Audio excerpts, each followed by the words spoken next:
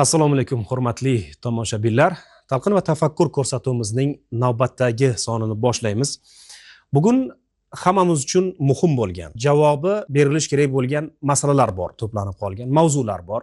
Umuman olganda bugungi kunda ijtimoiy tarmoqlarda aylanayotgan gap so'zlar, bildirilayotgan fikrlar, ayrim shaxslar, guruhlar tomonidan ilgari surilayotgan iddaolar, ularning mohiyati nima-yu, unga qanday fikr bildirishimiz kerak va ulamolar bu borada nima deydi? Mana shular atrofida gaplashamiz.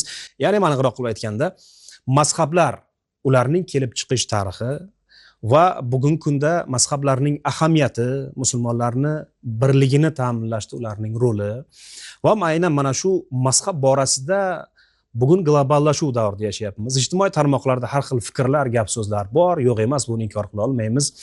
Mana shu jarayonda mazhabni inkor qiluvchilar yoki mazhab boshimizni Abu Hanifa rahmatulloh alayhiga qarata otilayotgan ayrim toshlar va ularning maqsadlari nima ekanligi haqida ulamolarimiz, olimlarimiz ishtirokida samimiy bir suhbat quramiz va bugungi suhbatimiz kimnidir qoralash yoki kelishmovchilik ziddiyatlarini keltirib chiqarish emas, aksincha ilmga tayangan holda, manbalarga tayangan holda mohiyatni siz azizlarga yetkazish hisoblanadi. Bugungi suhbatimizga ulamolarimizni, olimlarimizni chaqirganmiz. Mavzu atrofida kengroq, batafsilroq ma'lumot berish uchun O'zbekiston musulmonlari idorasi raisining birinchi o'rinbosari Xomidjon domla Ishmatbekov hamda O'zbekiston xalqaro islomshunoslik akademiyasining prorektori ustozimiz islomshunos olim Ilhomjon domla Bekmirzayev bo'ladilar.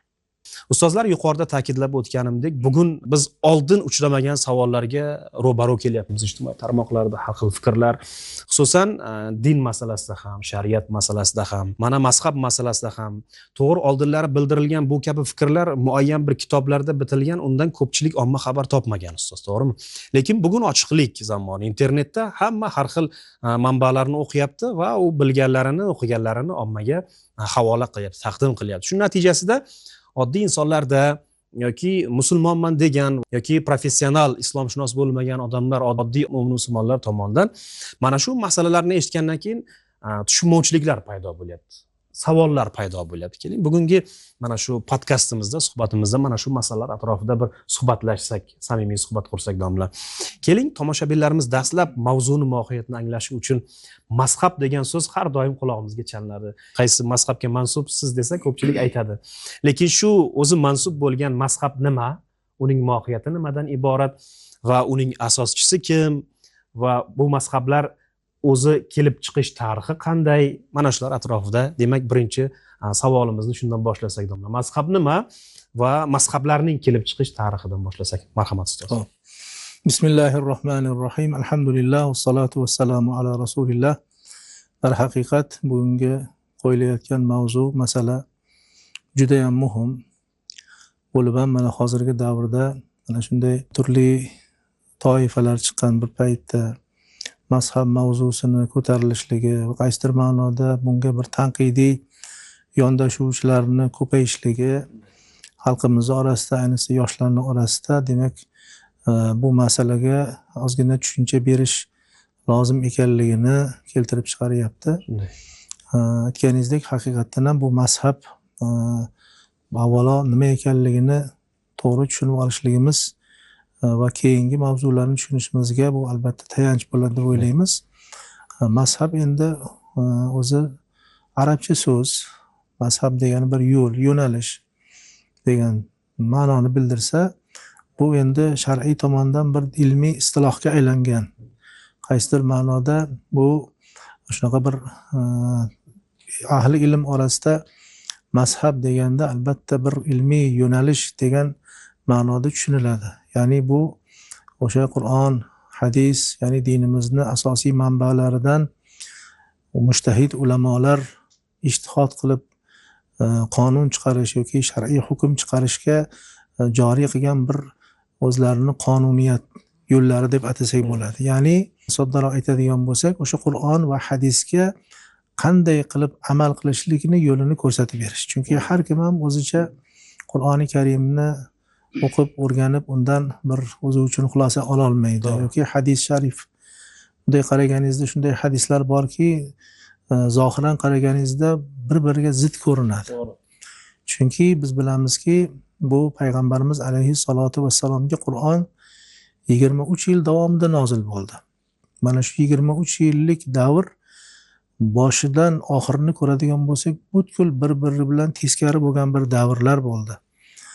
Islomning avvalida qanchalik odamlarning holati bo'lsa, payg'ambarimizning oxirgi davrlarida musulmonchilik qanchalik rivoj topdi. Demak, odamlarni dunyo qarashi, fikri, umuman e'tiqod masalasi o'zgardi. Hatto payg'ambar alayhisalom ba'zi bir mana shu o'sha avvalgi davr bilan keyingi davrni muvofiqlashtirish uchun ba'zi bir masalalarni o'zgartirganliklarini ochiq-oydin aytganlar. Masalan, aytadilarki, bir hadisda ilgari men sizlarni qabristonlarni ziyorat qilishdan qaytargan edim. Mana endi esa borib ziyorat qilinglar. Ziyorat qilaveringlar, chunki ziyorat qilishda foyda bor. Insonga oxiratni eslatadi, o'limni eslatadi, dunyoning o'tkinchiligini eslatadi. Nima uchun payg'ambar alayhisalom boshida ziyorat qilmanglar deb qaytardilar? Chunki u paytda odamlar ana shunaqa bir shirk, bid'at, xurofotga botgan davr edi. Qabr parastlik bor edi.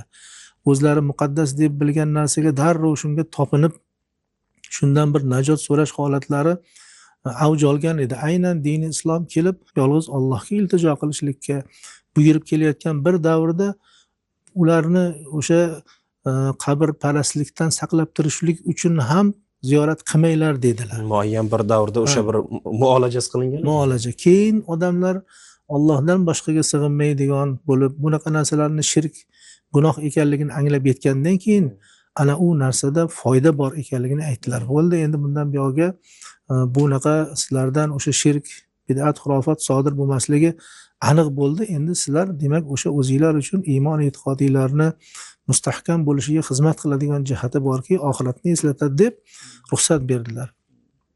Yana bir hadislarda aytadilarki, o'sha umrlarning oxirida aytdilarki, men endi bu arab diyorida, jazirasida odamlar yana qaytib shaytonning yo'liga kirib, yana o'sha shirkka ketib qolishdan endi qo'rqmayman dedilar. Endi bo'ldi, hamma iymon e'tiqodli bo'ldi. Shirk nima-yu, iymon nima ekanligini bilib bo'ldi endi.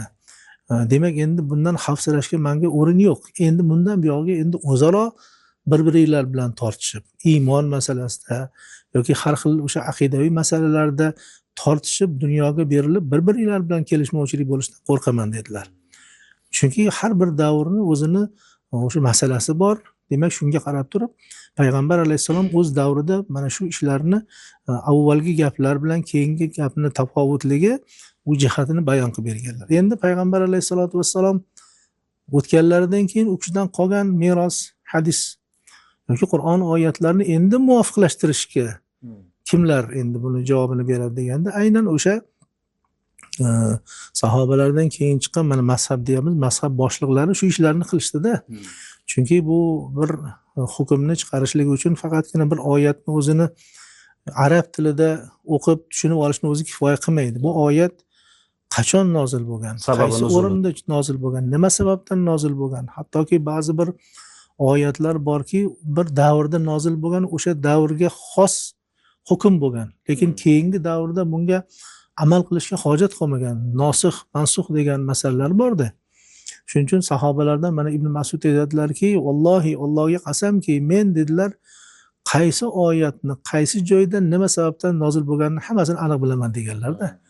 Shunaqa bir olim sahobalar bo'lganki, o'sha 23 yil davomida Qur'on nozil bo'lishi bilan demak hamroh bo'lgan, payg'ambarimizga hamroh bo'lgan, qaysi oyat, qaysi sababdan, qaysi joyda, hattoki qaysi yerda, shaharning qaysi joyida nozil bo'lganligicha bilaman deyishligi, demak keyingi avlod ulamolar shularni o'rgangan. O'rganishligi mana shuni hammasini jamlab sabablarini joyiga qo'yib, keyin bular mana bu oyat mana unga muvofiq yoki bu hadis mana bu ma'noda ishlatiladi deb qonun qoida shakliga keltirishdi-da, shu bilan demak bir yo'nalish paydo bo'lib qoldi.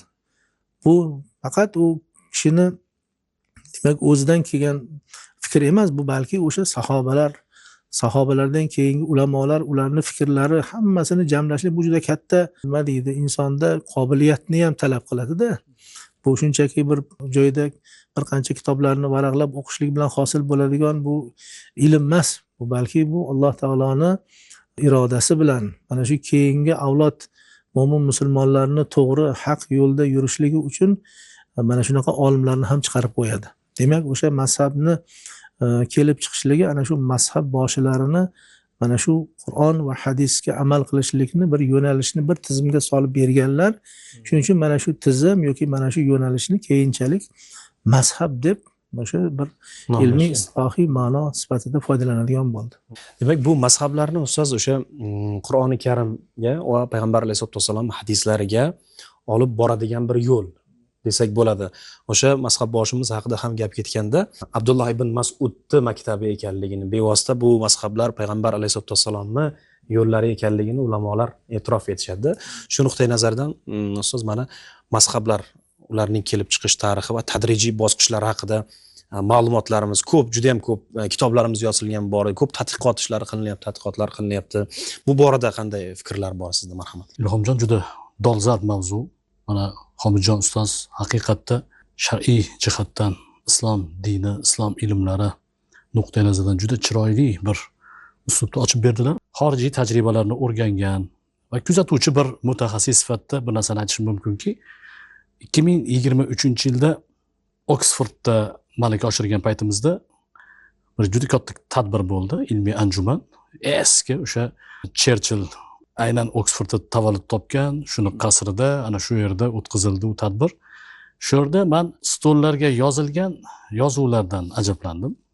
Shu yerda Cambridge Schools deb qo'ygan, Oxford Schools deb qo'ygan, Harvard Schools deb qo'ygan, eng dunyoni mashhur bo'lgan ilmiy dargohlarini vakillari, ichida vazirlar, katta fiziklar, olimlar, shu sohani har xil turli ilm-fan sohasida yetuk bo'lgan zotlar ana shu tarafda o'tirishibdi.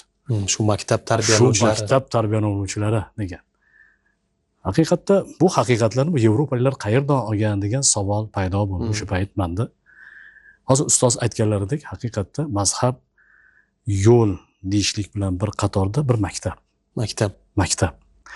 Yana bir fikr borki, ana shu Toshkent shahrida prezident maktabi ochilayotgan paytda davlatimiz rahbari tashrif buyurib, shu yerdagi haligi yosh o'quvchilar bilan bo'lgan muloqotda bir fikrlar hech esdan chiqmaydi.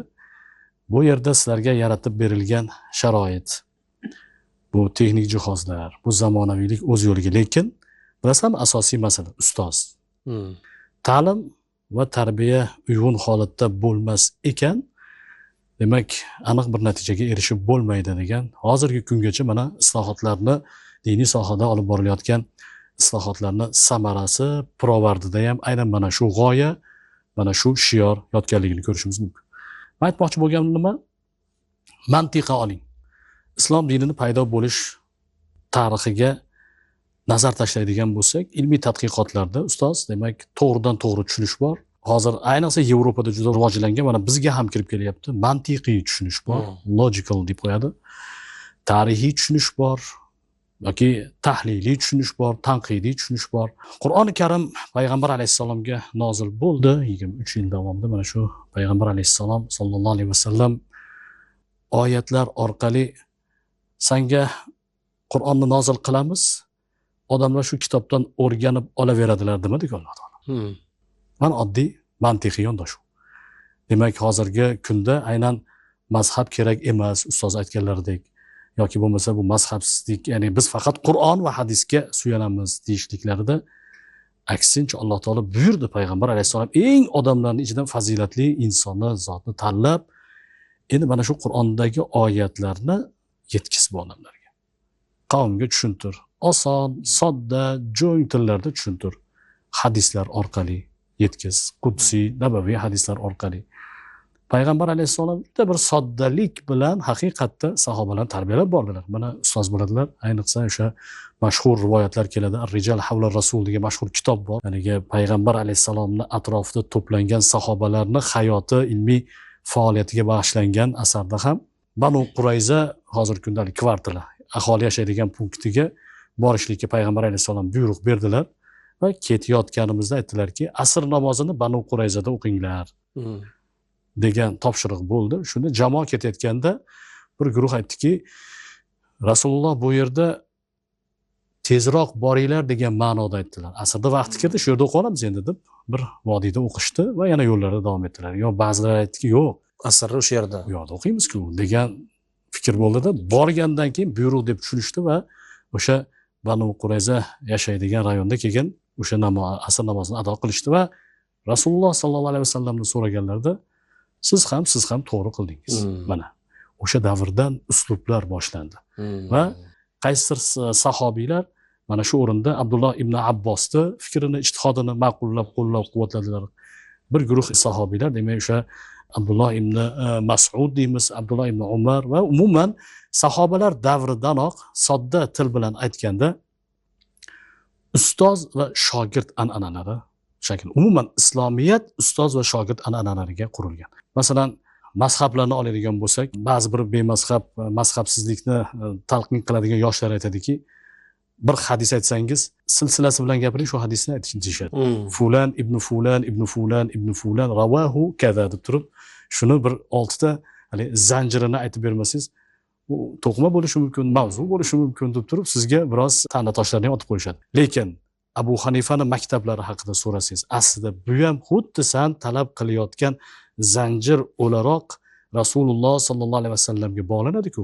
Endi Abu Hanifa, uzr-siz, Abu Hanifa rahmatullohi buyuk tobiinlardan. Tobiinlardan bo'lgan-ku bu kishi, masalan, aytganingizdek, sahobalarni ko'rgan tobiinlar, taba tobiinlar, Hammod ibn Sulaymondan to payg'ambar alayhissalomga zanjir xuddi san talab qilayotganingdek, aslida bu fiqh ham xuddi hadisga o'xshagan bir maktab, o'sha Kufa maktabi, Basra maktabi, Madina maktabi, Qohira maktabi, Dimashq maktabi, bu yoqdan Movarounnahrdan Balx, Marv, Buxoro, Samarqand maktablari kabi, Bag'dod maktablari kabi muayyan xuddi haligi Cambridge, Oxford, Lund universiteti.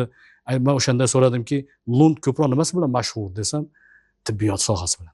Meditsina, Oxford ijtimoiy fanlari bilan dedi. Xo'p, Kufa ray ijtihodi bilan, hadis, ahli hadisligi bilan, kimdir nahvu bilan, sarfi bilan. Demak, xuddi hozirgi kunda g'arbda faxrlanadigan uslub metodikalar hozir ustoz aytganlaridek 8-9 asrlarda Bag'dodda, Damashqda shakllanib bo'lgan. Afsuski hozirgi yoshlarimiz bu oddiy mantiqiy haqiqatni tushunolmayotganliklari odamni ajablantiradi. Chunki ustoz aytganlaridek o'sha mazhablar Abu Hanifa yashagan hududlarda paxta, qog'oz, pilla degan tushunchalar bo'lgan, ajamlar yashaydigan. Chunki o'z-o'zidan islomiyat sahobalar davridan chiqib sekin ajam o'lkalariga tarqalgandan keyin ajamlarning soni ko'payib ketdi arablarga qaraganda.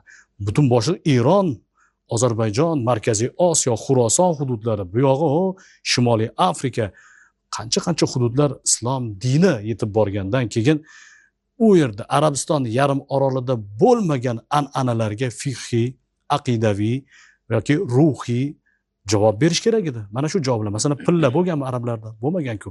Yoki pilla qurti bilan savdosi. Asosan bu Xurosonda, Movarounnahr diyorlarida yoki bo'lmasa qog'oz bilan bog'liq masalalar, yoki ot go'shti masalasi, qancha fiqhiy masalalarga savol berishga, savollarga javob berishlik uchun mujtahid olimlar, mazhablar, ustozlarga ehtiyoj juda katta bo'ldi-ku. Shu nuqtai nazardan Abu Hanifani ko'proq yo'llari ana shu aytganingizdek haligi ko'proq ajam bo'lgan hududlarga tarqaldi. Ya'ni ikkinchi tomoni bor. Ilhomjon aka, mana ustoz juda to'g'ri ta'kidladilar. Bu mazhab boshlar bir-birini juda hurmat qilgan. Bir-birini birarta ta'na qilib, tahqirlab, so'kib, uni bir haligi yomon otliq qilish, sana yo'ling noto'g'ri, mana yo'lim to'g'ri degan iddaolar bo'lmagan. Ayniqsa hozirgi kunda Shayx Google'da ko'rib turibsiz, Google'dagi ba'zi bir yoshlar hali nechta kitob, nechta manba ko'rgan, u qaysi maktab bitiruvchisi, xuddi yevropalikka o'xshagan, hali maktabi tayin bo'lmagan yigit Abu Hanifani ochiq oydin so'kayotganligi, bu Moturudiychilar deb qo'yyapti yana. Bu aqida maktabini buyuk vakilini bunaqangi haqoratli so'zlar, bu maktab ko'rmaganligi. Ikkinchi tomondan bular buyuk bobokalonimiz Abu Zayd Dabusi 15 mujalladli Ilmul Xilaf yoki Adabul Ixtilaf ilmiga asos solgan alloma. Dabus bilasiz, aynan hozirgi haligi Samarqand va Buxoro o'rtasidagi hozirgi kunda menimcha qal'alari, tepaliklardan qolgan eski tarixda juda mashhur bo'lgan shahar. Abu Zayd Dabusi birinchi mana shu tortishuv ilmi madaniyatini ko'rsatib ketgan ajdodlarimizning vakillari hisoblanadi. Ya'ni alohida menimcha ustoz juda ko'p ma'lumotlarga egalar, ijozalar olingan tortishuv ilmi bo'yicha. Hozir kim og'ziga nima kelsa, masalan, maktablar haqida, aynan mazhablar haqida kurayda turmaydigan, ahli ilmga xos bo'lmagan Ilhomjon aka, demak, To'g'ri. fikrlar uyg'unlashib ketdi va natijada bu narsa bizni imijimizga, buyuk millat degan imijimizga, davlatimiz rahbarini oxirgi islohotlarni qarasangiz, O'zbekistondagi islom sivilizatsiya markazlari, Imom Buxoriy muzeylar nega bunyod qilinyapti? Aslida bu yerdagi tamal maqsad imijni ko'tarishda. Bu xalqni nasli katta olimlarga borib taqaladi. Bu kechagina paydo bo'lib qolgan millat emas. Bularning tarixi 3000 yillik davr, yozma manbalar, guruh jamoa bo'lgan olimlar, asarlar, ilmiy meros bilan bog'liq bo'lgan millat degan g'oyani, tafakkurni butun dunyoga singdirishga harakat qilyapmiz. Afsuski, ba'zi qo'shnoq ichidagi yoshlarimiz o'sha bilib bilmay, tushunib tushunmasdan olimlarimizni, ulamolarimizni, mazhab boshlarimizni so'kib qo'yayotganligi afsuslanarli holat. Rahmat ustoz. Men bu o'sha bugun ko'tarayotgan mavzuyimizni eng kulminatsiyasi edi-da. Hozir mana siz boshlab berdingiz mavzuni. Men suhbatimiz boshida atayin shu mazhablarning tarixi haqida savol berdim. Juda yaxshi fikrlarni bildirdingiz. Rahmat ustoz. Va keling, tomoshabinlarimizga tushunarli bo'lishi uchun, misol uchun bugun va ma'lum mashhur bo'lgan fiqhiy mazhablarimiz bor, to'g'rimi ustoz? Mana shu fiqhiy mazhablarimiz nega ular turli nomlar bilan, turli shakllarda o'zlarini yo'llariga ega? Va bu mazhablarning turfaligi tomoshabinlarimiz uchun tushunarli bo'lishi uchun bu ixtiloflarga sababmi yoki bularning turfaligi mavjudligi bu birlikka sababmi? Va mana shu mazhablar haqida qisqa ma'lumot berib ketaylik tomoshabinlarimiz tushunishlari uchun. Albatta, mazhablarni bu turli tuman bo'lishligi bu tabiiy holat. Hozir mana domla ta'kidlab o'tganlaridek, har bir joyning o'zini shart-sharoiti bor, urf-odati bor. U yerdagi odamlarni nima deydi, o'sha tarixiy kelib chiqqan qadriyatlaridan boshqa, ularning ilmiy saviyasi, umuman mana islom o'sha arab yarim orolida arablarning ichida tarqagan bo'lsa, keyin borib ajamlarning ichida, umuman arablarga yot bo'lgan muhitlarda islom yoyila boshladi. Ular uchun bir yangiliklar, hattoki shunaqa bir davr bo'ldiki, sahobalar Qur'ondan ham, hadisdan ham buni hujjatini topolmaydigan bir yangiliklar bo'ldi. Mana shu joyda ham endi o'sha musulmonlarga qandaydir bir shariatga muvofiq hukmlarni joriy qilib berish taqozosi bo'ldi. Shuning uchun bu mazhablarni turli tuman bo'lishligi o'sha islomni yoyilishligi bilan amalga oshdi. Mana payg'ambarimiz alayhisolatu vassalom davrlarida shu Madinani o'zi, Makkani o'zi bo'lsa, Rasulullohning hayotli vaqtlarida uncha yengilliklar yo'q edi. O'sha Rasulullohning o'zlarining savollari bilan kifoyalanardi, lekin u kishidan keyin sahobalar tarqalib ketdi. Shunday. Mana Imom Molik o'sha Muvattoni o'sha paytdagi xalifa Abu Mansur taklifi bilan yozilgandan keyin bunday ko'rdida, juda ham ajoyib bir kitob yozibsiz. Men bu kitobni Ka'baga ostirib qo'yaman deb butun mana shu islom xalifaligi hududidagi musulmonlarga mana shu kitobgagina amal qilishlikka buyruq beraman deganda, Imom Molik o'zlari yozgan kitob yo'q, unday qilmang dedilar. Bu kitob bu Madina ahlida, men turgan hududdagi ilmdan kelib chiqib yozilgan. Lekin sahobalar dunyoga tarqab ketishdi. Ularda bu yerga kiritilmagan boshqa hadislar ham bor. Shuning uchun ularni bittaga bir jamlay olmaymiz deb o'sha mazhab boshini o'zi mumkin emasligini aytdilar-da. Chunki bundan kelib chiqyaptiki, boshqa fikrlar ham, boshqa fikrli ulamolar ham bo'lishligi bu tabiiy holat deyaptilar. Mana bitta Imom Shofiy rahmatullohi alayhi o'zlarini olaylik. Bu kishi o'sha yoshlik vaqtlaridan shu arab jazirasida katta bo'ldilar. Imom Molikda Madinada shogird bo'lib, o'sha yerdagi ilmdan qonib yetildilar. Borib mana Bag'dodga bordilar. U yerdagi Abu Hanifani shogirdlari bilan ko'rishdilar, Imom Muhammad bilan. Mana shu yerdagi fikrlari natijasida bir mazhabni tuzib qo'ydilar. Shofiy mazhab deydi. Endi u kishi Imom Shofiy, hozir nima uchun nomlari atiladi deganingizda, o'zi tabiatda bir narsani tanitish uchun ham nom qo'yiladi-da. U Imom Shofiy degan, shu Imom Shofiyning nomiga nisbatan berilgan. Nima desa mana hozir ko'chalarning ham nomi bor, shaharlarning ham nomi bor. U nom bilan tanishligi bu tabiiy holat. Unda hech qanday gap yo'q. Uning uchun nega bu ko'p deb aytmaymiz-da. Ana Imom Shofiy shu joyda yurgan vaqtlarida bir mazhabni joriy qildilar-da, keyin umrlarining oxirida Misrga qarab ketdilar. Misrda borib o'sha yerda, hozir qabrlari shu yerda, u yerga borgandan keyin u yangi muhitda, yangi ulamolar davrasida, yangi shart-sharoitni ko'rib qarasalar, bu jazira yoki avvalgi shartlarda yashagan sharoitlardan boshqacha muhitga tushdilar u yerda. Natijada endi o'sha hukmlar u yerga moslashishi kerak. Shuning uchun butun boshli bir mazhablarni qaytadan ko'rib chiqdilarda yangi bir mazhab tuzdilar. Shuning uchun Imom Shofiyda ikkita mazhab bor. Mana kitoblarda bayon qilinadiki, biror bir masala ustida bo'lsa, Imom Shofiy birinchi mana bu gapni aytgan, avvalgi mazhabida eski mazhab qadim deydi. Mazhab Yangi mazhabida mana u gapni, ya'ni bir-biriga qaysidir ma'noda farq qiladigan fikrlarni bayon qilganlar. Mana shuni o'zi ham ko'rsatyaptiki, demak, joylarning o'zgarishligi, sharoitlarning o'zgarishligi hukmlarning ham o'zgarishligiga ta'sir ko'rsatadi. Yana bir narsa borki, misol uchun o'sha aksariyat mana 4 ta mazhab, Imom Abu Hanifa, Hanafiy mazhab, Maliki mazhab, Shofiy, Hanbali desak, bular dinni asli asoslari o'zgarmaydigan qonuniyatlarda birortasi ixtilof qilmaydi. Ya'ni asli hukmlarda sobit hukmlar bor, sobit hukmlar bor, bular o'zgarmaydi, ixtilof mumkin emas. U nafaqat far'iy aqidaviy, balki shu mana shu far'iy shariat hukmlarida ham. Bularning farqi o'sha juz'iy masalalarda, ya'ni qaysidir ma'noda bir sunnat, mustahab, mayli o'zlarini tilida kimdir vojib deydi, kimdir sunnat deydi. Mana shunaqa juz'iy masalalarda ixtilof ko'radi. Bu degan so'z bular shariati buniki umuman boshqa, bu shariat umuman boshqa emas. Shariat o'zi asli bitta. Qur'on va sunnatga asoslangan. Faqatgina ixtilof qayerdan kelib chiqdi desak, odamlarning tushunchasidan, odamlarning saviyasidan, hayot tarzidan, urf, demak, odoblariga qarab turib o'sha yerga, demak, islom dini kirib kelishligi bilan o'sha yerga moslashishligi nuqtai nazaridan bular farq qildi. Shuning uchun demak bu mazhablarning ko'pligi bu degani dinning parchalanib ketdi yoki ixtilofiga, uning zarariga emas, balki payg'ambar alayhissalomning bir hadislari ham borki, ixtilofu ummati rahmatun deganlar.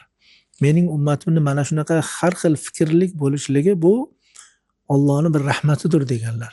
Chunki u xilma-xillik deganimiz dindan tashqariga chiqib ketib emas, balki mana shu dinni, mana shu Qur'on va hadis asosida, ya'ni ixtiloflik bo'lishlik, mana boshidagi hadisda ham aytganimizdek, demak, qaysidir davrga to'g'ri kelgani boshqa davrga kelmaydi. Mana ulamolar shunaqa keyinchalik mana shunaqa omillarni inobatga olib, turli sabablar bilan hukmlar ham o'zgarishligi bor ekanligini ta'kidlab ketishgan.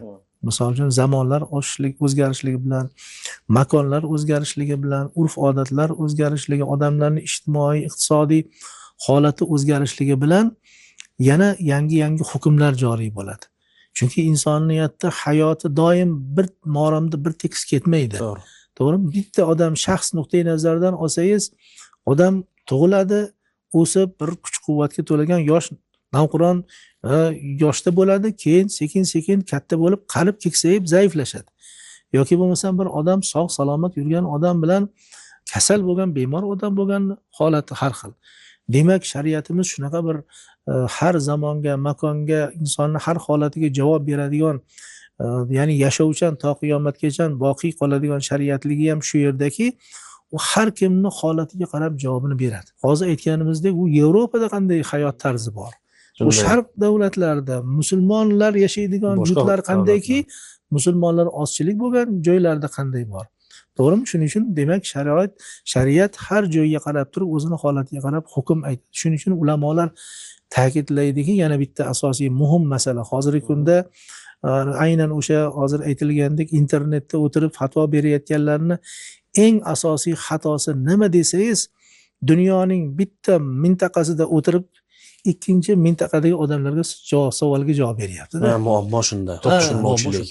Yerning bir haligi voqelikni hisobga olmasdan qit'asida o'tirib ikkinchi qit'adagi odamning savoliga javob beryapti. Uni qaysi holatda, u qanday sharoitda, qanday ijtimoiy, iqtisodiy holatda yoki urf-odatda yashayotganligini bilmagan holatda mana Qur'onda bunday degan deb javob berishlik bu g'irt noto'g'ri va johilona ishlar. Avvalgi ulamolar misol uchun mana bir shahardan ikkinchi bir shaharga boradigan bo'lsa, u sayohatmi, ziyoratmi yoki muloqotmi boradigan bo'lsa, hech qachon ular o'sha yerdagi aholini bergan savoliga javob bermagan. Bu savolga o'zinglarni qozisiga qoldirgan. ha muftiylar bor degan. To'ppa Nima to'g'ri. uchun ular bilganki, albatta u yerning sharoitini bu bilmaydi yoki buni beradigan javob uning sharoitiga to'g'ri kelmaydi. Hozirgi ayni muammoni chiqarayotgan narsa ham shu. O'sha internetda o'tirganlar aksariyati O'zbekistondan tashqarida uzoq yillardan beri bu yerda yashamaydi. Misol uchun insof bilan to'g'ri ma'noda aytganimizda u beg'araz yo dushman degan ma'noda emas. Samimiy aytganingizda uni haqqi yo'q-da. Necha yil mana hozir o'zimiz 1 yil 2 yilda O'zbekistonda qancha o'zgarish bo'layotganini ko'ryapmiz. Keyingi 10 yilda qancha butunlay har sohada o'zgarishlar bo'lib ketyaptiki, buni insonning aqli bovar qilmaydi. Qanday qilib bir necha yillardan beri bu muhitda, bu joyda yashamagan odam bu haqda fatvo berishi mumkin. Ana shuning uchun ham demak bu xilma-xillik yoki mazhablarni bunaqa bo'lish. Aslida o'zi yana bir narsani ta'kidlash kerak. Bu 4 ta mazhab deymiz. O'zi aslida mazhab 4 ta emas.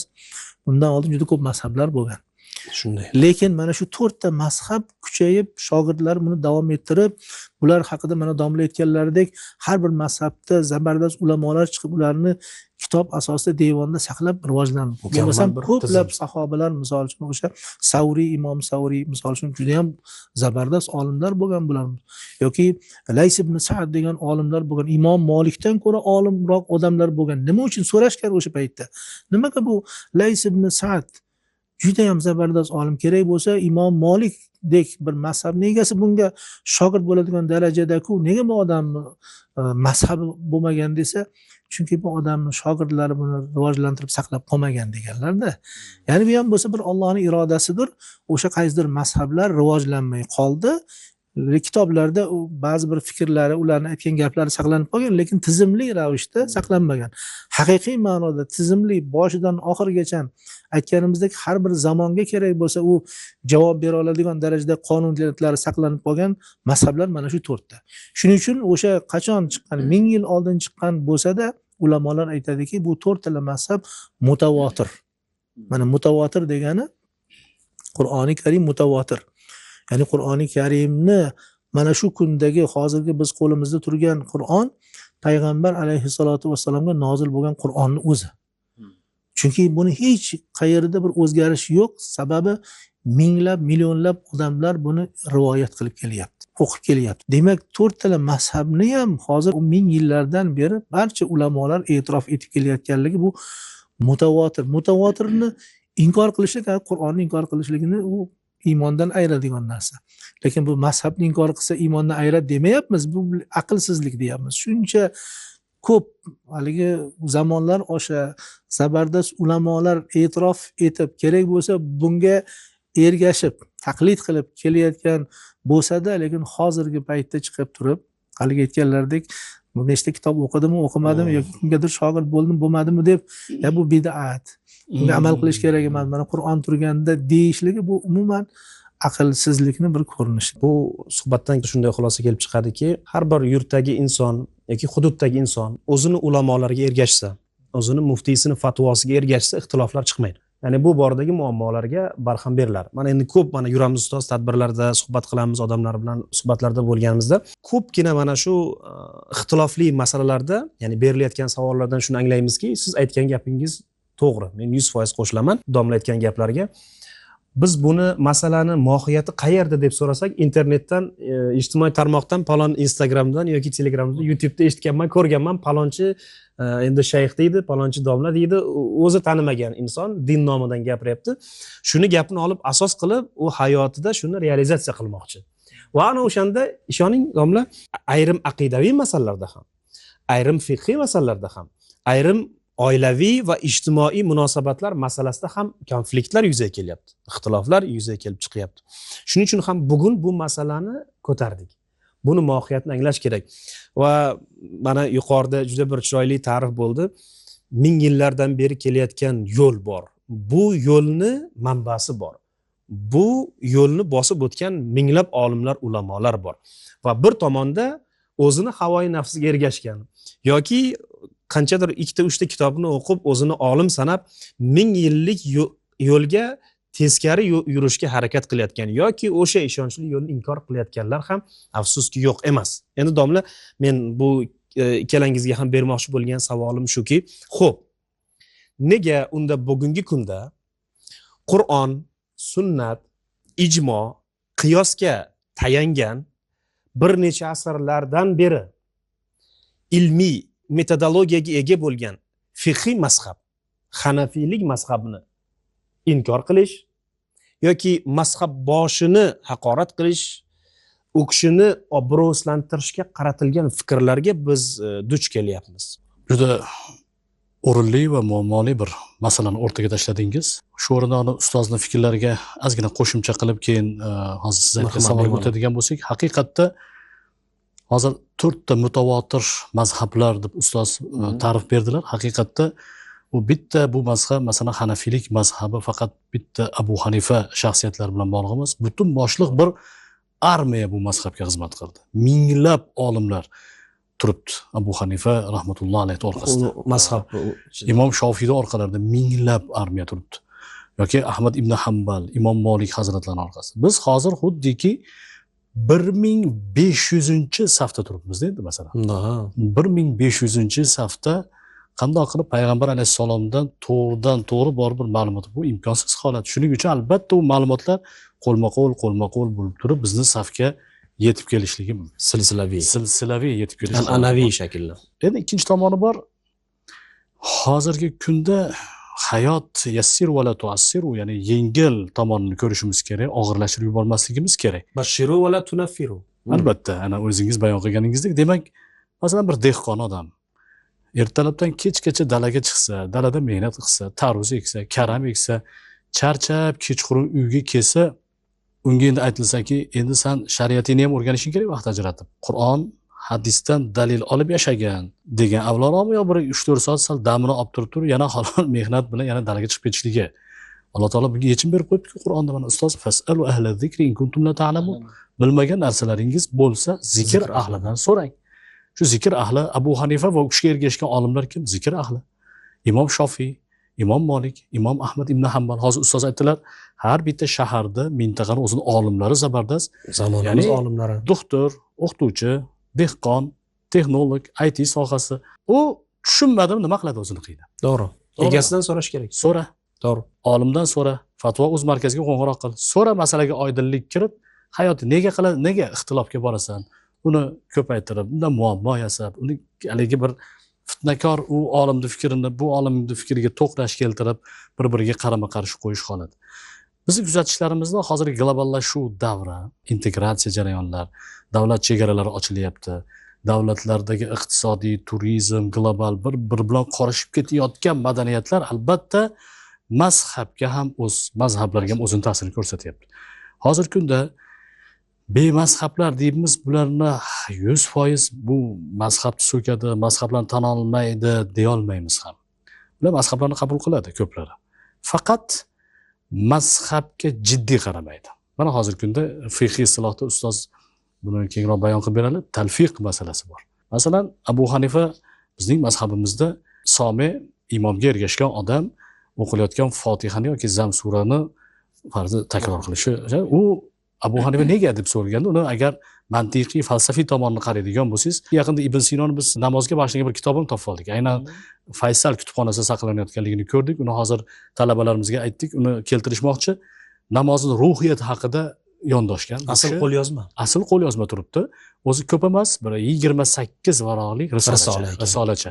Shunda aytibdiki, chunki Abu Hanifa juda to'g'ri yo'lni tanlagan pozitsiya. Chunki bu mo'min uchun tadabbur qilish imkoniyatini beradi. Demak, Abu Hanifa ajam xalqlarida baribir ko'plarda tilda no'noqlik bor-ku. Albatta. Tilda tushunishlikda no'noqlik bor.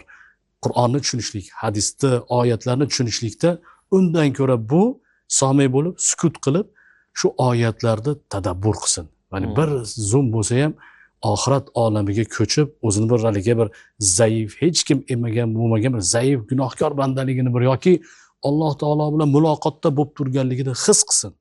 Shofiylarda, Hanbaliylarda aksincha. Takror, u chunki arab. U Qur'onni tilini tushunib turibdi, mohiyatini tushunib turibdi. Demak, eshitishlik bilan, qaytarishlik bilan u, demak, Qur'onni uning ruhiyatiga, ibodatining ruhiyatiga, mag'ziga aylanadi. Ya'ni bu yerda kimdir qaytar desa, bu muhitdan kelib chiqib turib, san sukut qil, tadabbur qil deyishlik yondashuvda ustoz siz aytganingizdek mintaqaviy xususiyatlari borda. Endi hozir bu bemazhablarni harakatida talfiq tushunchasi kuchayib ketdi. Ya'ni misol uchun sizdan o'zingizga qarayotgan paytingiz bir joyingiz kesib oladigan bo'lsangiz, qon oqadigan bo'lsa, shu o'rinda Ilhomjon tahoratingiz sindi-ku bizning mazhab bo'yicha desa, yo men bu masalada shofiyman yoki bo'lmasa masalan bir ayol chiqdi konferensiyada deb turib siz bilan qo'l berib so'rashib qo'ydi. Shofiy bo'ladigan bo'lsa tahoratingiz sindi-ku, endi balki yangilab olish kerakdir buni desa, yo'q men bu masalada hanafiyman deyishlik, bu hozir ustoz mazhabni ustidan kulish asrlar davomida bizga hozir o'zingiz aytganingizdek yetib kelayotgan silsila asosida yetib kelayotgan dalillarni ustidan kulish. Bu xuddiki tasavvur qiling, bemor bo'ldingiz, shamolladingiz, bir tabibga murojaat qildingiz, u sizga retsept yozib berdi. Ana shu retseptdagi dorilarni oldingiz, ikkinchi bir tabibga bordingiz, u boshqa bir retseptni yozib berdi. Uchinchi bir tabibga bordingiz, uchinchi retseptni yozib berdi va uyga keldingizda hamma dorilarni bir-biriga aralashtirgan holda uni ichdingiz. O'sha bemor shifo topadimi? Menimcha ilojsiz holat. Bitta tabibda aytgani qilinadi. Bitta zo'r tabibni topasiz, dunyoqarashingizga, sizni eshitadigan, sizni muhitingizga, sharoitingizga tushunadigan, nemis tushunmasligi mumkin, lekin Toshkentda yashab turgan doktor sizni holatingizni tushunadi. Nima ovqat yeyish, nimani, lekin Germaniyadagi doktor tushunmasligi mumkin. Demak, o'shani aytganini qilasiz, dardga shifo topasiz. Mazhab ham xuddi shunaqa.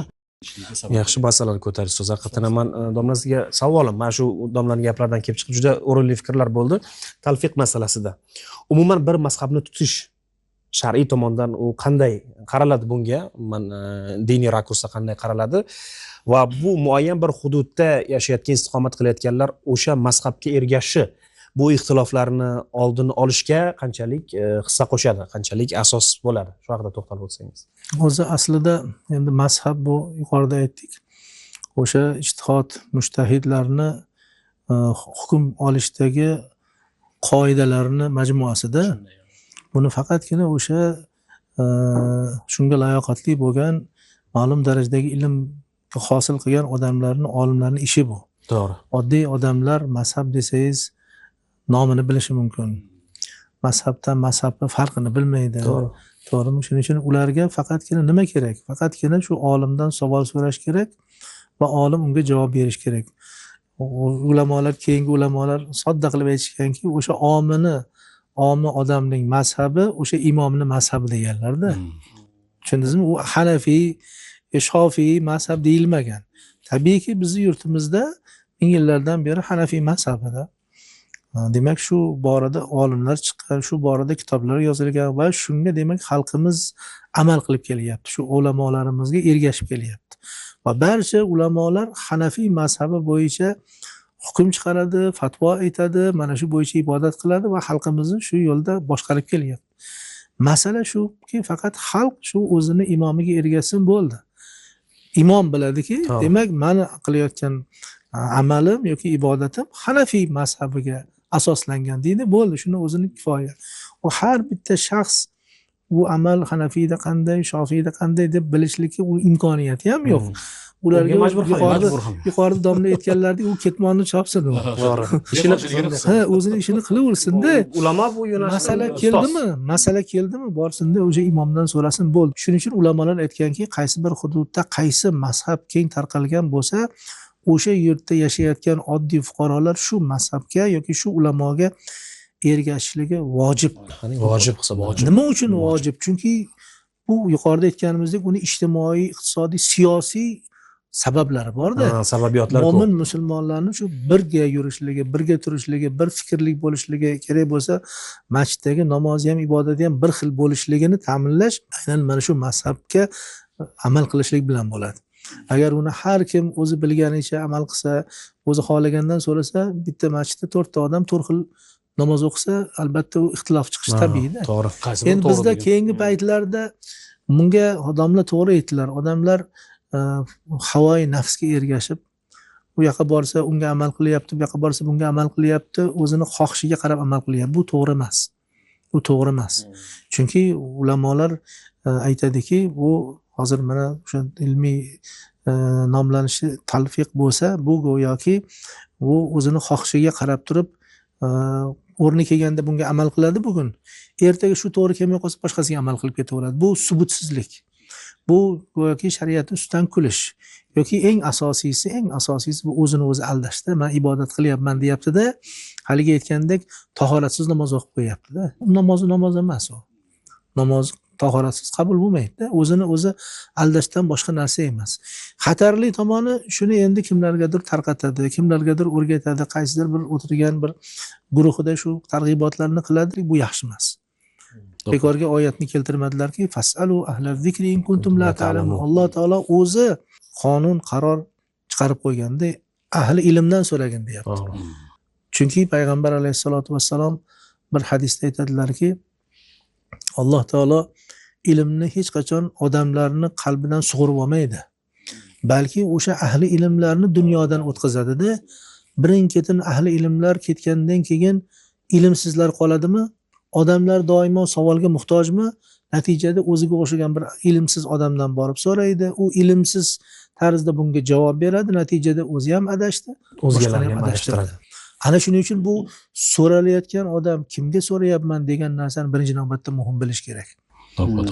Kimdan so'rayapman? Bu qayerdan olyapman yoki haligi yoshlar chiqqanda o'sha ilm ahli ilmdan so'rayapti. Bizdan kelib so'rayapti-da. Bir masalani so'rasa, dalilingiz nima edi deyapti-da. Qarang. O'zi ahli ilmdan so'rayapti. O'zi dalilni sen qayerdan farqiga bolasan, misol uchun Qur'onni yoki oyatni-da. O'sha qayerdir eshitgan. Demak, kimdir shu eshitgan, ko'rgan. Endi yana bitta narsani mana keyingi paytda alhamdulillah mana erkinlik, dunyo ochildi, haj umraga borilyapti, hamma erkin umraga boryapti. Erta qarasa turli xildagi mazhabdagi odamlar namoz o'qiyapti. Endi tabiiy Makka bu urilish joyi. Dunyoni hamma joydan keladi. O'sha yerga jam bo'ladi. Jam bo'lyapti hamma. Lekin keladi, u o'zini amalini qiladi, o'zini yurtiga borib o'sha amalni qilyapti. Lekin bizliklar nimagadir shu taqlidni yaxshi ko'radi. Qarasangiz kiyim o'zgartirgan, qarasangiz boshqani o'zgartirgan, boradi bir hafta 10 kun umrada ko'rib turib, ya bunday namoz o'qisa ham bo'lar ekan deb uni ko'tarib olib kelyapti-da. U buni qo'lini ko'tarib o'qiyotgan boshqa yurtdan kelgan odam o'sha amalini o'zi uyida qiladi-da ular. Ular o'rganib ketmayapti ular. Lekin bizliklar nimagadir shu yengillikka ish qilibozmi, qiziqadimi? Din unaqa narsa emas-da. Buni o'zicha bilib bilmasdan, so'rab surishtirmasdan, ilmsiz asosda taqlid qilib ketadigan narsa emas bu. Shuning uchun ulamolar o'sha omillarga o'sha yurtdagi mazhabiy ergashishlikni bekorga vojib deb aytmaganlar. Bitta narsa, ustoz, bizni odamlarimizga tushuntirsa tushunadi. Shu jihati bor. Siz aytgandek, hamma ham buni mohiyatini bilmaydi-da. Uni olimlar biladi. Shu muhtaram prezidentimiz har doim aytadilarki, faqat taqiq va jazo bilan ish bitmaydi. Bizni odamlarimiz orasida adashganlar bo'lmaydi, tushunmaganlar bo'ladi. Ahli ilmlarini, soha egalarini, mutaxassislarini vazifasi deb ko'p aytiladi davlat rahbari, aynan tushunmaganlarga tushuntirish. Mohiyatni anglamaganlarga anglatish degan masalani ko'p qo'yadilar. Suhbatlarga chiqqanimizda mana ustoz bilan boshqa mutaxassislar bilan qayerda bo'lmaylik, muayyan bir soha vakillari muayyan bir masalani so'raganda biz aytamizki, yo'q, siz bu masalani olim darajasida bilishingiz shart emas. Siz o'zingizni ishingizni qiling, quruvchimsiz, quruvchilingizni qiling, tibbiyot sohasi vakilimisiz, o'zingizni ishingizni a'lo qilib oldingizda kelayotgan bemorni yaxshilab muolajasini qiling va shu masala bo'lsa, mana 78 kod bilan 150 30 44. Qisqa raqamlarimiz ham, call centerimiz ham ochildi. Mana ekranga yozib qo'yamiz. Bemalol telefon qilib ulamolarimizdan javob so'rashlari mumkin. To'ppa-to'g'ri. O'zlarining savollariga ishonchli, ixtilofdan xoli bo'lgan javoblarni olishadi. Juda ham yaxshi ish bo'ldi. Mana shu fatvo markazining tashkil etilganligi, call center yo'lga qo'yilganligi juda ko'plab ixtiloflarni yechib berdi. Juda ko'plab odamlarimizni o'sha qiziqtirgan savollarga, minglagan savollarga javob bo'ldi. Buni ham o'rni kelganda aytib o'tishimiz kerak. Sabab nega desangiz, doimo odamlarimiz aytadiki, xo'p, bizda savol bo'lsa qayerdan javob olaylik deydi. Shuning uchun biz aytamizki, O'zbekistonda yashayotgan musulmonlarning yagona diniy masalada javob oladigan markazi bu O'zbekiston musulmonlari idorasi. Muftiy hazratlari fatvo markazining rahbari va u kishining atrofidagi ulamolarimiz, ular muayyan bir masala bo'yicha shu yurtning o'ziga xosligidan, mazhabdan, urfdan, odatdan kelib chiqqan holda muayyan bir masalani qo'yadilar, o'shani fatvo qilib chiqaradilar va unga ergashish, unga itoat qilish mana domla aytganlaridek oddiy musulmonlar uchun bu vojib bo'ladi. Shundagina ixtilof qulay ham. va qulay ham bo'ladi. Qulay. Hayot uchun ham eng qulayi shu. Shu bo'ladi, to'g'ri aytasiz. O'zini qiynamagan. Endi mana yuqorida bitta fikr aytdingiz domla. Endi mazhabsizlik masalasi bugun biroz aktuallashib qolganligi uchungina bunga biz chuqurroq kiryapmiz. Faqat to'g'ri tushunasizlar. To'g'ri, bu masalani bugun juda katta muammo emas deyotgan tomonlar ham yo'q emas. Lekin ikkinchi tomonlar ham borki, yo'q, bu masalaga biz tek qarab qo'yishimiz, tashlab qo'yishimiz kerak emas, balki mazhablarni yashab qolishi, yana shu to'g'ri yo'lni davom etish uchun ulamolar kurashish kerak, himoya qilish kerak degan fikrdagi olimlar ham yo'q emas. Misol uchun Shayx Muhammad Said Ramazon Buti mazhabsizlik islom shariatiga tahdid solib turgan eng katta bid'at degan fikrni aytib o'tganlar shu olimlar. Shu nuqtai nazardan qaraganda ham katta olimlarimizni ham bu masala bezovta qilgan. Shuning uchun ham mayli bugun qaysidir shakllarda o'sha mazhablarni inkor etishga qaratilgan fikrlar ilgari surilayotgan ekan, bugun ulamolarimizni oldida turgan vazifalar nimadan iborat yoki bugun mana shu Islomshunoslik akademiyasiga o'xshagan yoki xalqaro ilmiy tadqiqot markazlarimiz bor, aql markazlarimiz bor. Bularni oldida turgan masalalar bugun nimalardan iborat? Mana shular haqida bir gaplashaylik, marhamat. Haqiqatda mana juda o'rinli bir vazifa, taklif, fikrlarni ilgari suryapsiz. Ustoz juda bir chiroyli ta'riflarni berdilar. Umuman hozirgi diniy soha yoki ham din ham dunyoviy sohani jamlab o'rganayotgan mutaxassislar oldida ikkita yo'nalishda muhim vazifa bor deb hisoblayman. Birinchidan shu islomni 4 asosiy unsurini o'zini maktabi doirasida hech bo'lmaganda imom domlalarimiz birlamchi bosqichda darajasida bo'lsa ham o'zlashtirish kerak ekan. Aqida, fiqhiy masalalar va ruhiy tarbiya, tasavvuf va qiroat. Chunki ba'zi bir yoshlar ilhomlanib ketib turib bir masjidlarda varshda, qonun qiroatlarda qiroat qilib qolyapti. Yo'q, bu hafsda Hanafiy mazhabi diyorlarida tarqalgan qiroat masalasi bor. Yoki ruhiy tarbiyani Naqshbandiya, Yassaviya yoki Shozaliya har xil tariqat maktablari bor va Mo'g'rin Nahriga xosi bor. Fiqhiy masalalar mana ustoz juda chiroyli bir ta'riflarni berib ochib berdilar. Va aqida, Moturidiya, mana alohida bitta xalqaro ilmiy tadqiqot markazi faoliyat yurityapti. Shu O'zbekiston diyorida yashayotgan musulmonlarni aqidasi bu ashariy yoki mo'taziliy yoki bir xorijiy bo'lib ketib qolmasligi uchun aynan hattoki mana qarang, yaqinda Indoneziya kunlari bo'ldi akademiyada. Indoneziya kunlarida elchi janoblari bir fikr bildirdiki, biz fiqhni shofiylarda o'rgandik, chunki savdogarlar keldi. Fiqhiy ta'limotlar, bay' masalalarida ularni halolligi, pokligi 16-17-asrlarda bizga fiqhiy nuqtai nazardan Shofiy mazhabini olib keldi. Lekin Abdulloh Samarqandiy avliyo deb qo'yishar ekan. Bu kishi Xitoy orqali Indoneziyaga keldilar-da, bizga aqidani o'rgatdilar. Qarang, Aqidada Moturidiymiz deydi, qarang. Bizni ajdodimiz u yerga Moturidiya aqida maktabini olib kirdilar, lekin fiqhda bular Shofiy bo'lib qoldi. Aqidada Moturidiy. Indoneziya, Malayziyadagi musulmonlar asosan Moturidiy desa, ko'z oldilarida Abdulloh Samarqandiy avliyo kim desangiz, o'sha Samarqandiy va u kishini avlodlari nazarda tutilar ekan. Indoneziya juda katta hurmat, e'tibor.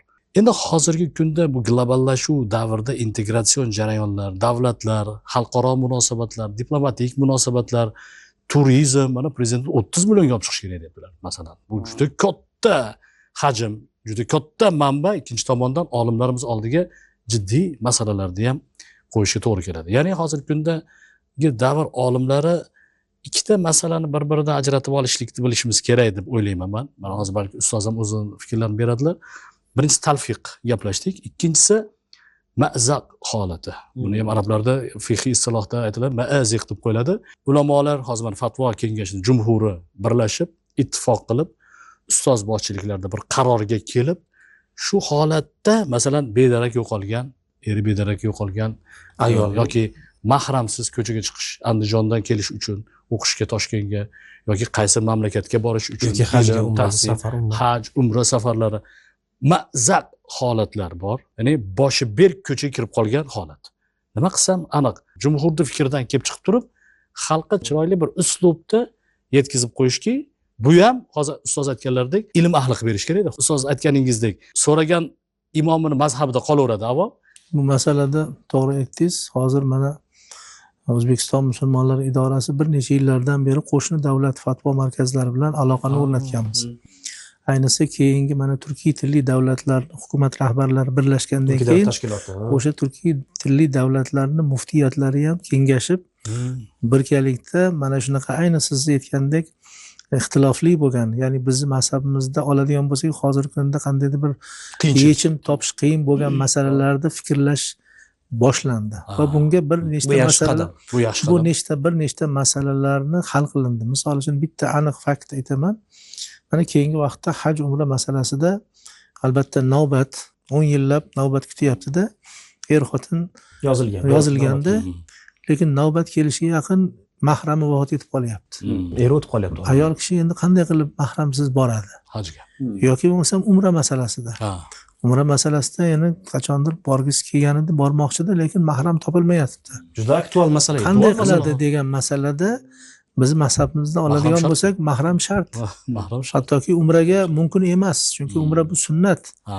Mahram bo'lishlik shart. Shart. Hattoki hajda ham biz mazhabimizda mumkin emas. Imom Shofiyning mazhabida haj farz bo'lganligi uchun mahram bo'lmasdan borish mumkin degan. Mana shu o'rinlarda bu masala faqat bizni diyorimizda emas ekan.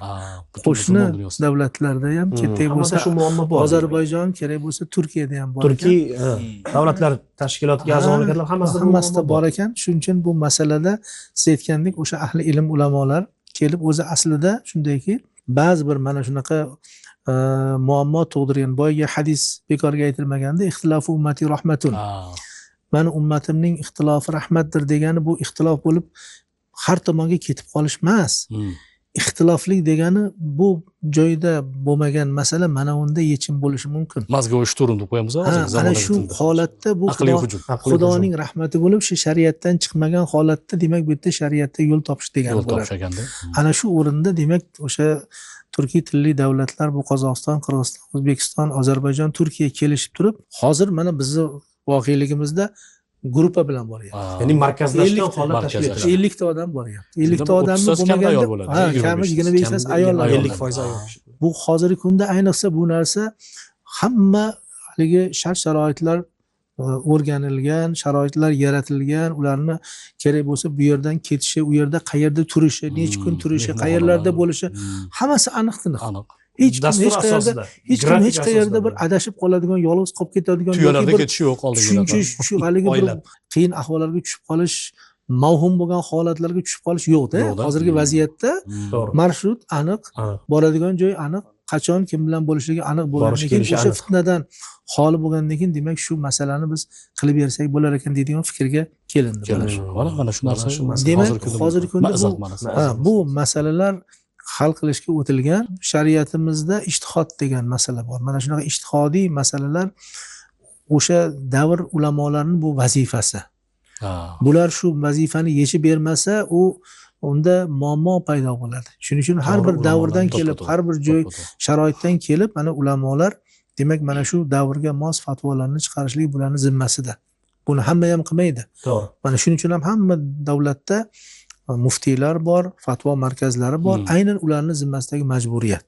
Agar bular hal qilmasa, unda boshqa odam hal qilmaydi. To'g'ri. Shuning uchun ham haligi fatvo berishda ulamolar aytadiki, fatvo ba'zi o'rinda berishlik vojib, bermasa gunohkor. Ba'zi o'rinlarda fatvo berishlik muboh, ruxsat. Ba'zi o'rinlarda fatvo berishlik mumkin emas, harom. Qaysi o'rinda fatvo berish vojib desa, o'sha masalani javob beruvchi shaxs yoki javob beruvchi o'sha kengashni zimmasiga vojib bo'ladi. Ular javob bermasa endi bo'lmaydi-da. To'g'ri, ularning vazifasi ular.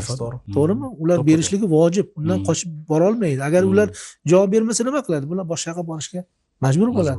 Boshqa yo'ldan, boshqa umuman to'g'ri kelmaydigan yo'lga ketib qolishligiga sabab bo'lib qoladi. Endi javob berish, fatvo berish muboh degani oddiy masalalar. Sizdan so'rasa siz ham bera olishingiz mumkin javobni, shu mazhab bo'yicha bu ham bera olish mumkin. Shuning uchun unga ham, bunga ham muboh. Bermasa nega bermading, gunohkor bo'lding demaydi. Endi uchinchi masalasi gunohkor bo'ladigani bilmay fatvo berishda. Bilmay fatvo berib, noto'g'ri fatvo berishlik. Mana shuning uchun demak bu masalalar doimiy fatvo bizni dinimizni asosiy bir tayanchi. Bu qiyomatgacha davom etadi. Biz doimo shu yoshlarimizga, tengdoshlarimizga, yurtdoshlarimizga aytamizki, mana shu yo'lni ko'pchilik tutgan yo'lni qattiq tutishimiz kerak deb o'sha bir hadis bor. Domla shuni men iltimos qilardim teletomoshabinlarimizga kengroq sharhlab berishingizni. Mazmuni shundaki, payg'ambar alayhisolatu vasallam agar fitnalar bo'lsa, ixtiloflar bo'ladigan bo'lsa, ko'pchilik tutgan yo'lni tuting degan mazmundagi hadislar bor, to'g'rimi? Bugun mana shu har xil turli xil qarama qarshiliklar, fikrlar, turli guruhlar, dindan siyosiy maqsadda foydalanishga bo'lgan urinishlar kuchayib turgan bir paytda shu hadisning mohiyati dolzarbligi nimada deb o'ylaysiz? Savodil azamga ergashinglar degan, ya'ni ko'pchilikka ergashinglar degan maqsadda agar ixtiloflar bo'ladigan bo'lsa, ko'pchilikka ergashinglar degan mazmunda hadis bor. Albatta Alloh taolo ko'pchilikni yaxshilik ustiga, to'g'rilik ustiga yo'naltirgan degan mazmundagi hadislar borda. Demak, o'sha jamoat rahmat, demak firqa bo'linishlik bu azobdir degan mazmundagi hadislar ham bor. Ya'ni bizni dinimizning mohiyati o'zi aslida jamoaga, ko'pchilik bilan jamlanishlikka buyurgan. Hech qachon tafriqaga, bo'linishlikka buyurmagan. Mana Qur'oni Karimni o'sha birinchi surasi Fotiha surasini ham o'qiydigan bo'lsak, Alloh taolo o'sha yerda ko'pchilik nomidan gapirganda, ihdinas siratal mustaqim, ihdinas iyyaka na'budu, biz men demayapti-da hech kimda. Bu har kim o'zi namozida yolg'iz o'qilishligi, har rakatda o'qilishligi vojib bo'lgan surada ham o'zi yolg'iz o'qib ham biz deydi-da.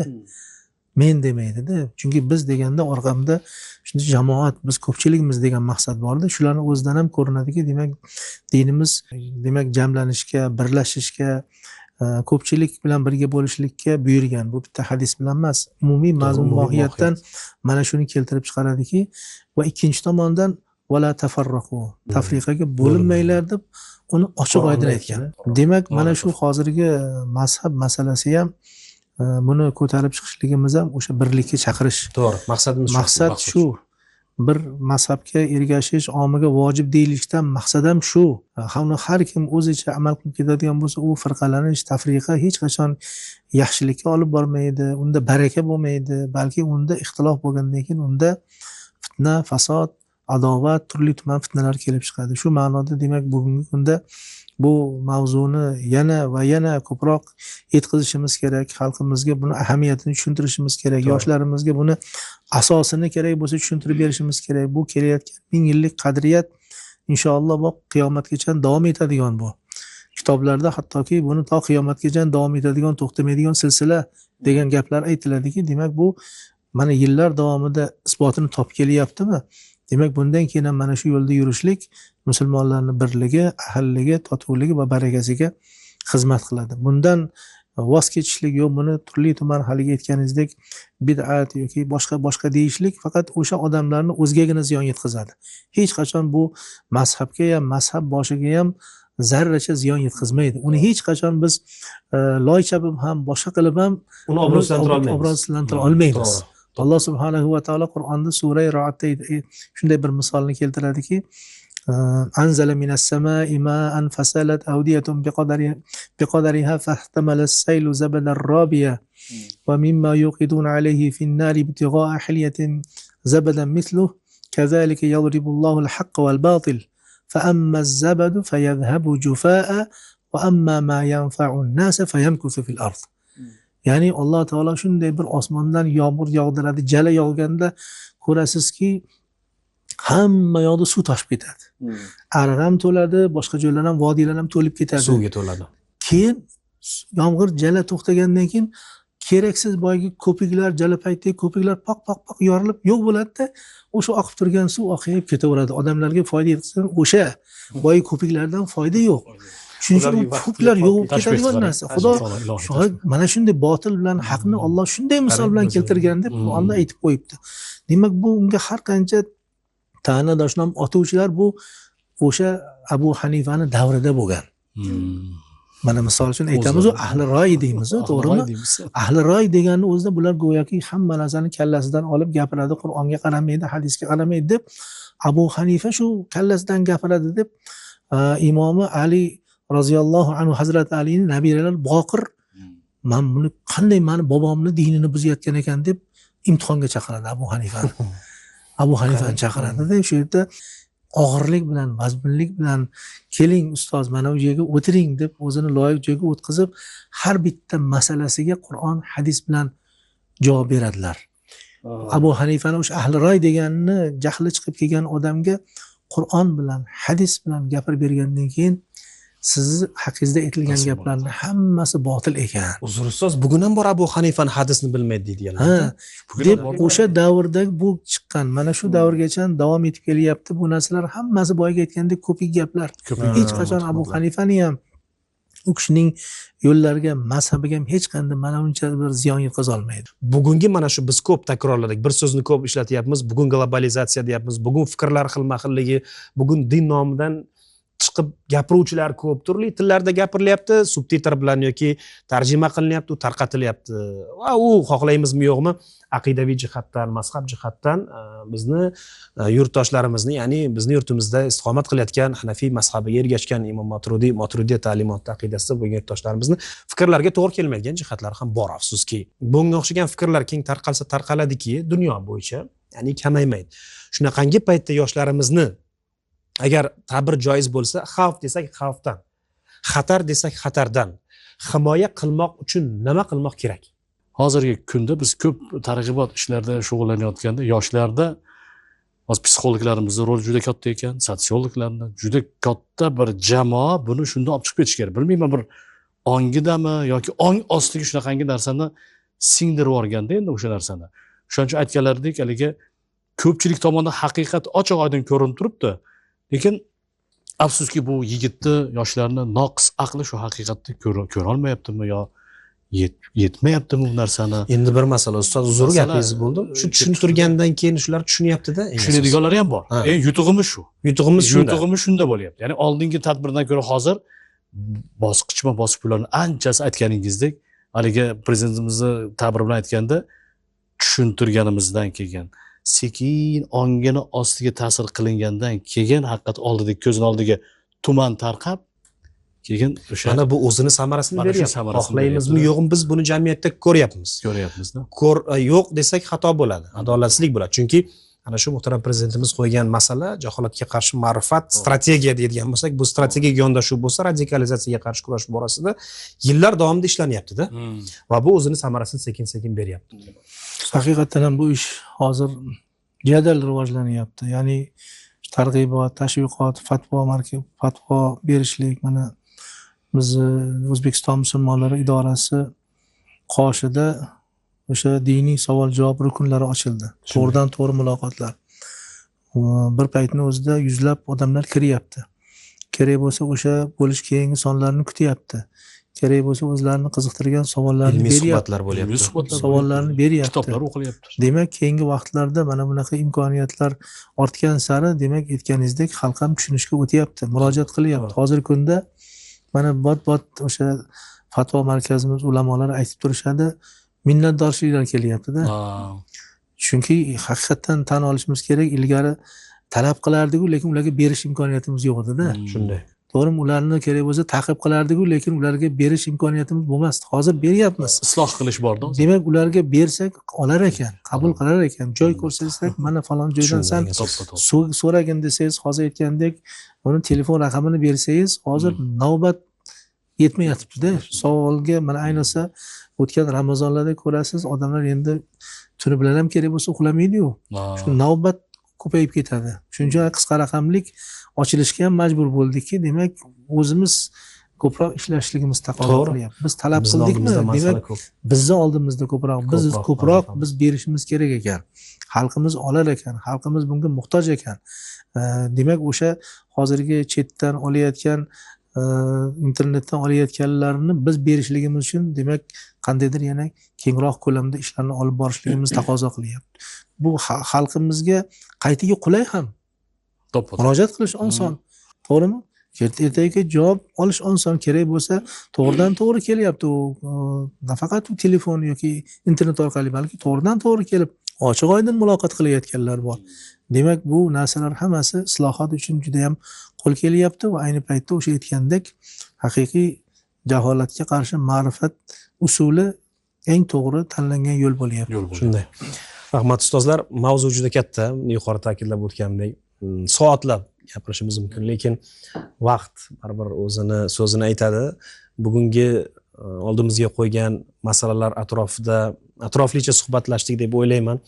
Fikrlar oldik, xulosalar chiqardik. Bizni tomosha qilayotgan teletomoshabinlarimiz ham o'ylaymanki, o'zlari kerakli ma'lumotlarni oldilar, xulosalarni chiqardilar. Buning uchun berilgan ma'lumotlar uchun domla sizga, ustoz sizga alohida minnatdorlik bildiraman. Va hurmatli teletomoshabinlar, bugungi ko'rsatuvimizdan olinadigan eng asosiy xulosa, inson hayotida eng oliy qadriyatlardan biri bu ilm va ma'rifatga tayanish.